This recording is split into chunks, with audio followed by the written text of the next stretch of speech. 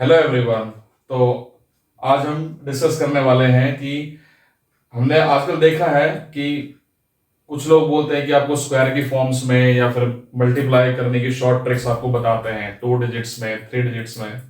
तो वो short tricks के बारे में हम आज डिस्कस करेंगे कि आपको वो ट्रिक्स अपनानी चाहिए या नहीं अपनानी चाहिए, और उसके एडवांटेजेस क्या क्या हैं और डिसएडवांटेजेस क्या क्या हैं। तो चलिए शुरू करते हैं।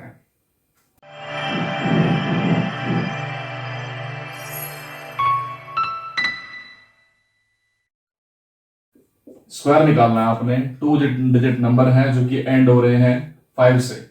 उसमें क्या बताया गया है कि जो 5 का स्क्वायर है उसको आप क्या लिख देंगे, डायरेक्टली 25। और जो 2 लिखा हुआ है यहाँ पे, 2 से एक रकम आगे बढ़ा लो, मतलब 2 के बाद में क्या आता है 3, तो 2 इंटू 3 6 हो जाता है।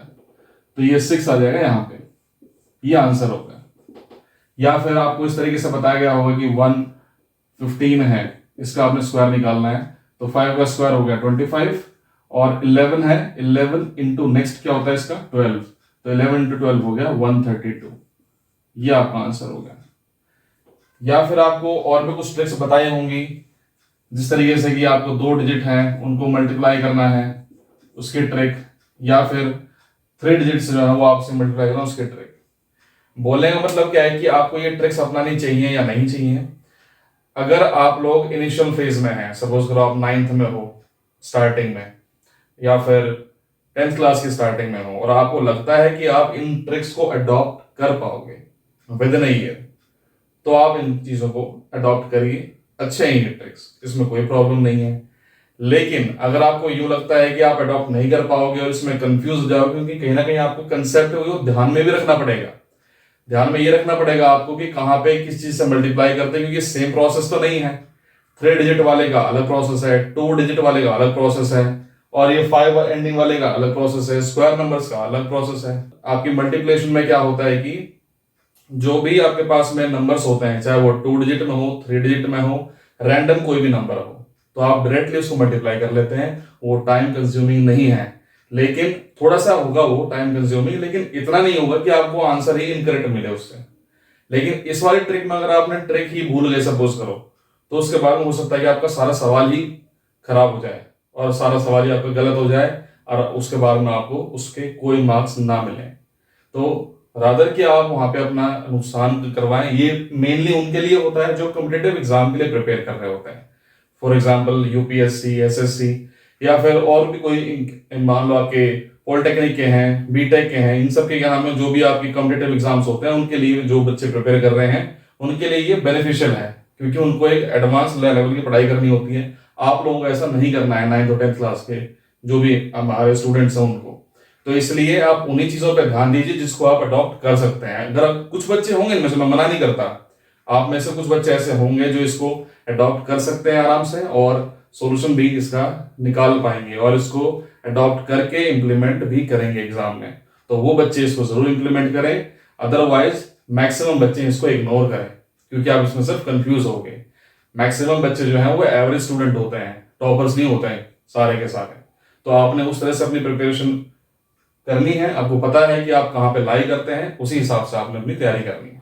इसके अलावा एक बात और, आजकल क्या है कि इस चीज का ट्रेंड बना हुआ है। कुछ बच्चे क्या करते हैं कि आर डी शर्मा या फिर कोई और जो राइटर है हमारे मैथ्स के लिए, तो उनकी बुक्स जो है वो प्रीफर करते हैं पढ़ने के लिए। उसमें क्या होता है कि आपको कंसेप्ट तो ठीक है, जैसे मान लो आपको आर डी शर्मा के लिए बोला जाए सपोज करो, तो आर डी शर्मा की जो बुक है वो one of the best books है मैथ्स के लिए। लेकिन ये फर्दर जो आपके कॉम्पिटिटिव एग्जाम्स होंगे आफ्टर 10th क्लास, उसके लिए ये अच्छी है। अगर आप चाहे आप स्टेट बोर्ड में हैं, स्टेट बोर्ड मतलब कि कोई अगर हरियाणा में है तो हरियाणा बोर्ड, उत्तराखंड में है तो उत्तराखंड बोर्ड, यूपी में है तो यूपी बोर्ड। तो अगर कोई स्टेट बोर्ड में है तो, या फिर कोई क्या नाम है सीबीएसई बोर्ड में है, सेंट्रल बोर्ड में, सभी के लिए एक ही बुक लगती है जिसको हम बोलते हैं NCERT। सबको यही पढ़नी है बस। 10th क्लास के लिए ये बुक इनफ है रिजल्ट देने के लिए। जो बच्चा सारे एग्जाम्पल्स, जितने भी एक्सरसाइजें दी हुई हैं मैथ्स में, उनके सारे सवाल जो हैं सिर्फ एनसीईआरटी के वो भी सॉल्व कर लेगा, तो वो टॉप कर जाएगा, वो full out of full marks ले आएगा।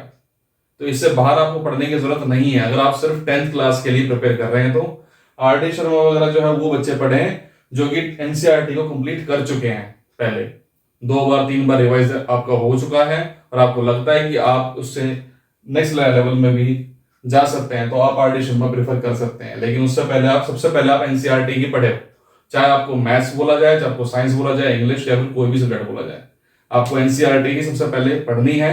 चाहे आप 8th क्लास में हो, 9th में, 10th में या 12th में, आप किसी भी क्लास में हो, क्योंकि आपको जो एनसीईआरटी की बुक दे रखी है, आपका जो भी बोर्ड होगा, स्टेट बोर्ड हो या फिर सेंट्रल बोर्ड हो, वो इसी में से ही आपके सवाल बनाने वाला है, इससे बाहर नहीं बनाता सवाल आपके। तो बेचिंत होकर आप लोग पढ़ाई करिए। तो यही था आज तक के लिए, और उसके बाद में जो भी कुछ होगी चीजें फर्दर इन फ्यूचर मैं आपको जरूर बताऊंगा। तो तब तक के लिए take care of yourself, good bye.